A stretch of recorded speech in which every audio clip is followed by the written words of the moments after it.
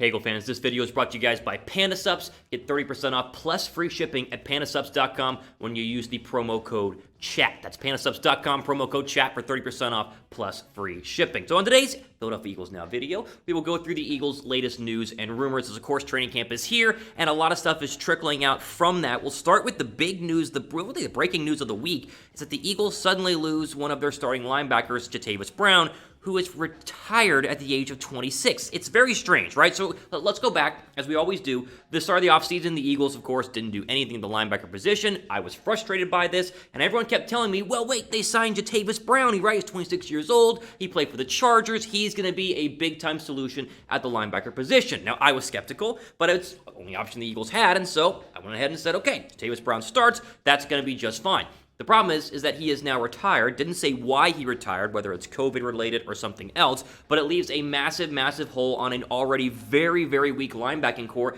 The linebacking core that is one of the worst in the National Football League just got even worse, and there's no indication as to why he did this. There was no announcement. He didn't put out an Instagram post. He's obviously, we don't deserve, or we don't need him to put out something. He can do whatever he wants, but I'd be very curious to see why he retires at this point in the offseason at the age of 26.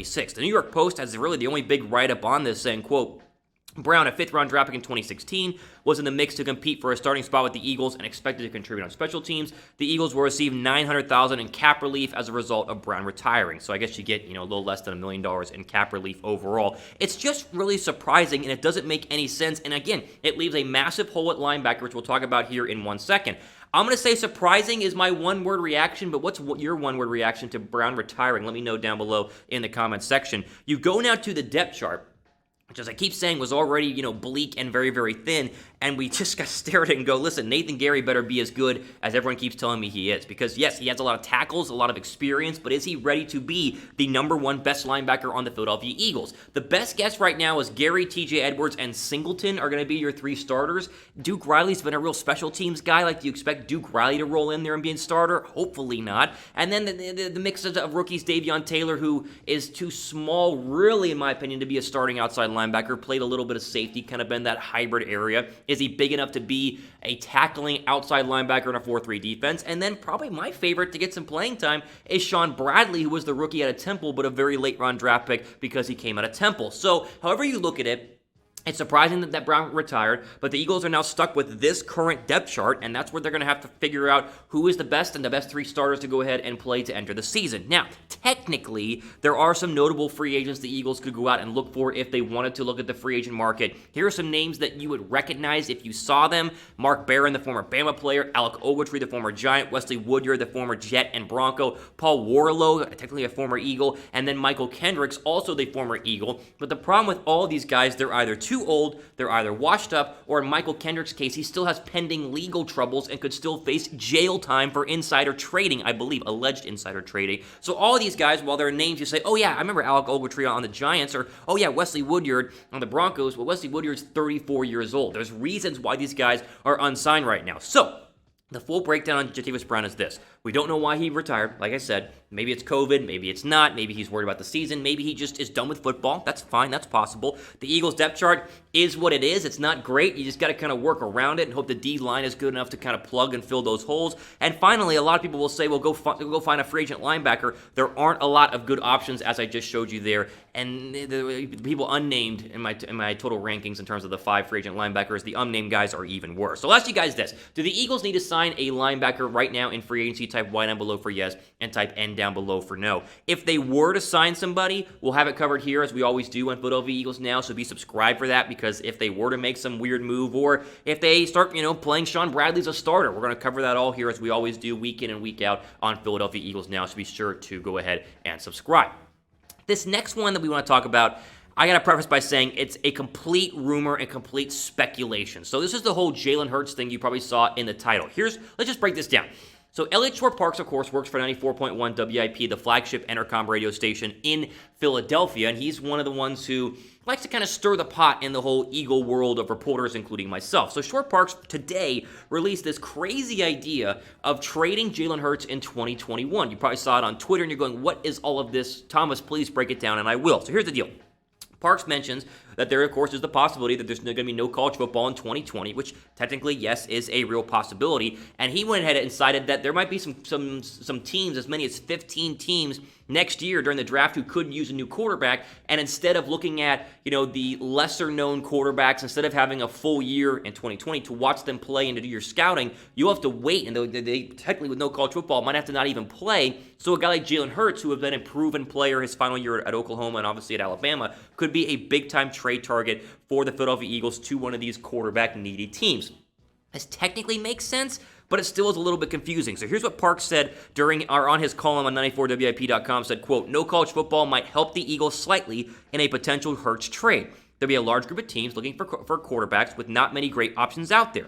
The question is whether the small pool of no college football will result in the Eagles getting a first-round pick for Hurts, since flipping Hurts for a second-round pick next year, even if it's a higher one, is essentially just breaking even. The Eagles will have a new player, but they will also be 1 year behind developing him to play. Getting a third-round pick for Hurts would be a bad trade." So here's this whole thing, right? You could flip Hurts for a first-round draft pick and then go from spending a second-round draft pick this year to getting a first-round draft pick, thereby making the drafting of him this year worth it because you'd get a first-round draft pick. It's weird and confusing. Again, it technically makes sense, but this is all debating on the fact that teams are going to want to go ahead and trade a first-round draft pick for Hurts instead of just taking a quarterback who, again, they saw film on in 2019, but might not see film on in 2020 because of no college football. Parks is right here. There's no way you'd flip him for a second-round draft pick. That makes absolutely no sense, and a third-round draft pick would be just downright embarrassing. So the odds of this happening are slim. But I want to just talk about this because it's showing up on people's Twitter timelines and people are wondering what the heck is going on. So the odds of him actually trading Hurts at any point right now is very, very slim. But let's say Wynn stays healthy all year long. Nate Sudfeld, of course, the backup quarterback. And someone who needs a quarterback next year around April offers a first-round draft pick for Hurts. Maybe the Eagles go ahead and pull the trigger. If that were to happen, would you trade Jalen Hurts for a first-round draft pick? If you would, type Y down below for yes, type 1 down below for yes, type 0 down below for no. When we talk about quarterbacks in 2021, just quickly with the draft class, we know that Trevor Lawrence and Justin Fields are going to go in the top 5, and they'll go 1-2, probably 1-2 in the entire NFL draft. But after that, just to give you some early scouting ahead to possible quarterbacks, it's not a lot of big-name guys. Trey Lance out of North Dakota State, it's like another Carson Wentz coming out of there, not a D1 program and obviously not well-known. Jamie Newman out of Georgia, Kellen Mond out of Texas A&M, and Sam Ehlinger out of Texas. I've seen Ehlinger play in person. It's just not a great class in the later rounds, and so that's where this whole idea comes in of trading Jalen Hurts to go ahead and pick up a first-round draft pick. Will it happen? I'm going to say probably not. Could it happen? Yes, and that's why we wanted to explain it, but this is going around on the internet right now, and I wanted to break it down for you guys. That way you're not confused as to why the Eagles could be trading Hurts in year 2 after drafting him in the second round. Before we keep going, of course, one thing you can count on is our great sponsor, Panda Subs and PandaSubs.com. Promo code CHAT for 30% off plus free shipping on all of their products. And one of the great ones that they have that's out right now is what's called a nootropic. So it essentially replaces coffee and helps with energy, focus, and memory. And right now, again, with the promo code CHAT, they're on sale for 30% off. About $31.50 again with that promo code CHAT. They also, in case you're having trouble sleeping late at night, have the sleep aids for you. We talked about those last week. They help you relax before bed and sleep better overall. And again, those are 30% off with free shipping with the promo code CHAT.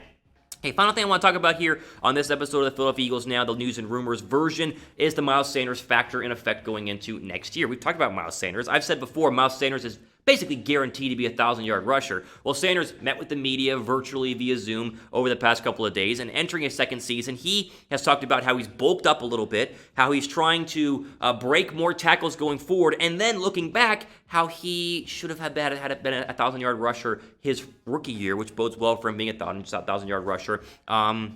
In 2020. I think he's easily going to be a 1,000-yard rusher, but the question is just how great can this guy be? So Brandon Brooks, obviously the right guard who got injured, but still a big part of the run game, he was asked about Miles Sanders, and he said, quote, "Miles is really coming into his own. The one thing I did with Miles this offseason was I actually hooked him up with Arian. He reminds me of Arian Foster, the way he runs and the way he can catch out of the backfield. He can really do it all. I think y'all remember when Arian was at the top of his game, he couldn't be touched by any running back. So there's a good comparison for Miles Sanders to Arian Foster, who people might remember, okay, yeah, he was good with the Texans, but then he got old and was injured a lot. What Brooks is mentioning is 2010 Arian Foster, second-year Arian Foster, who was unbelievably, lights out. 1,600 yards rushing, 16 touchdowns, and also had 604 receiving yards as well and 2 receiving touchdowns. A 2,000-yard back in Arian Foster. That is what Brandon Brooks is comparing him to.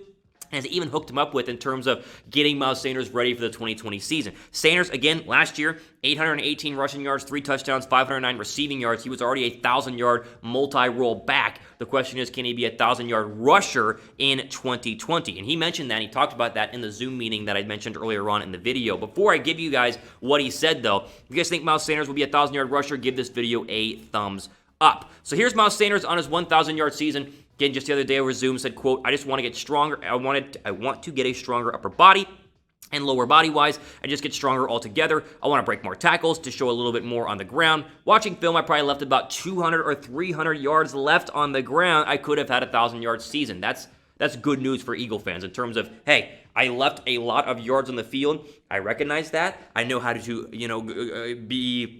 to get those yards this year in 2020, and if he left 300 yards on the ground, this is going to be a 1,000-yard rusher guaranteed in 2020, barring injuries. And if he's a 1,000-yard rusher, that puts him into some very good company regarding the rest of the running backs in the National Football League. There were 15 running backs who rushed for 1,000 yards. A lot of them, like the Derrick Henrys and the Nick Chubbs, had 1,500 yards, which is kind of a lot to expect there from Miles Sanders. But then there were some who were right down with the Josh Jacobs of the world, who had 1,100, the Dalvin Cooks, who had 1,300, the Marlon Macks, who had 1,000, and even guys like Aaron Jones, Carlos Hyde, and Saquon Barkley, who all barely eclipsed the 1,000-yard mark as well. If Sanders has 1,000 yards rushing, that puts him into some pretty elite categories with the rest of the running backs in the NFL, which means the Eagles could have one of their better running backs, the best one we've seen since LaShawn McCoy, which is a long, long time ago at this point.